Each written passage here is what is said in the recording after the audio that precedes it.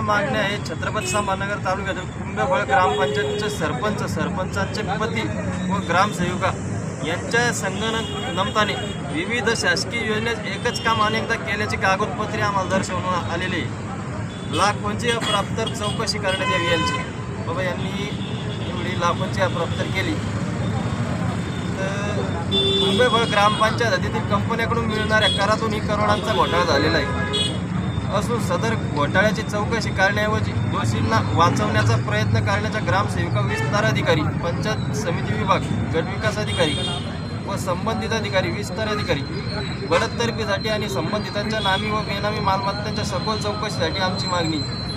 यांनी ग्रामपंचायतला आमचे सरपंचाचे पती सुधीर लक्ष्मण मुळे यांनी एवढी कोटी रुपयाची प्रॉपर्टी कोणत्या उत्पन्नातून जमवली। ते एक साधारण शाळेमध्ये एक नोकरची ड्युटी करतात, ड्युटीवर ते तर नसतात पण दुसऱ्याला त्यांचे ड्युटीवर नसताना सुद्धा त्यांना दुसऱ्यांना ड्युटीला पाठवतात। उदाहरणार्थ पोलीसमध्ये मी ड्युटीला आहे आणि मी ड्युटीला नाही आहे पण मी दुसऱ्याला पाठवतो। बाबा हे शासकीय कामामध्ये चालतं का सगळं? आज चालत असेल तर आम्हाला पण सांगा, आम्हाला पण करायला एक चान्स मिळाला पाहिजे बाबा। म्हणजे तुम्हाला असं म्हणायचं की त्यांच्या जागेवर दुसऱ्या माणसाला पाठवतात? हो, दुसरा माणूस दुसरा काम करतो त्यांच्या काम जागेवर करतो, ड्युटीला हे स्वतः दुसरा काम तो करतो। बरं, उपोषणाला बसण्या अगोदर एवढं टोकाचं पाऊल उचललं तुम्ही, याच्या अगोदर तुम्ही काही पत्रव्यवहार केलेला आहे का इथं जिल्हाधिकारी कार्यालयाशी? सगळीकडे आम्ही पत्र दिलेले आहे। पत्राचं मला विस्तार अधिकारी आले होते शुक्रवारी, DN मगर साहेब। पण DN मगर साहेब आले तेव्हा त्यांनी कड्या लावून आमच्याकडून कागदपत्री घेतली। बाबा कड्या लावण्याचे खरे कारण काय त्याचे? कोणती गोष्ट लपवली तुम्ही? ग्रामपंचायतच्या कड्या लावायला तुम्ही गोष्ट कोणती लपवली? काय केलं तुम्ही कड्या लावा?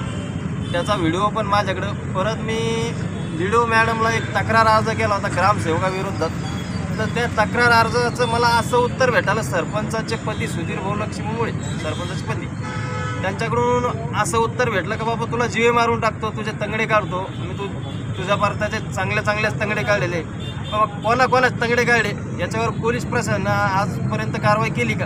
याची कारवाई CID चौकशीमध्ये याची कारवाई झाली पाहिजे। बाबा कोणाच तंगडे काढले खरी म्हणून ती कारवाई तर झाली। या संदर्भात तुम्ही काही पोलीस प्रशासनाची तक्रार वगैरे केली का? तुम्हाला धमकी? करमाड पोलीस स्टेशनला मी तक्रार केलेली आहे। त्याच्यावर काय कारवाई केली त्यांनी? कारवाई आजपर्यंत त्याच्यावर काहीच नाही झालेली आहे किंवा आज पण खुल्या आम गावामध्ये हिंडतोय। आजपर्यंत काही कारवाई झालेली नाही। ही पोलीस स्टेशनची NC आहे, करमाड पोलीस स्टेशनची। तुमची काय राहणार आहे मागण्या? जर मान्य नाही झाल्या, मागण्या जर आमच्या मान्य झाल्या नाही, जोपर्यंत आमच्या मागण्या मान्य होणार नाही तोपर्यंत आम्ही आमरण उपोषण असंच चालू राहणार। बाबा ते आम्हाला अशा सरपंच जर आम्हाला अशा मारून टाकायचं धमक्या देतात, ते आमच्या गावाला सरपंच कशाला? ते नको नसल्याला बरे, ग्रामसेवक पण नको नसल्याला बरे। आमच्या गावाला 20 वर्षापासून एकच सरपंच आणि 20 वर्षापासून एकच ग्रामसेवक आहे, त्यांची बदली झालेली नाही कुठेच।